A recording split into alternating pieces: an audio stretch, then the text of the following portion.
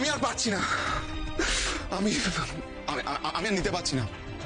আমি মরে গেলে তুই বুঝতে পারবি, আমি যদি সত্যি মরে যাই তাহলে তুই বুঝতে পারবি যে আমি সত্যি তোকে একদিন ভালোবাসতাম।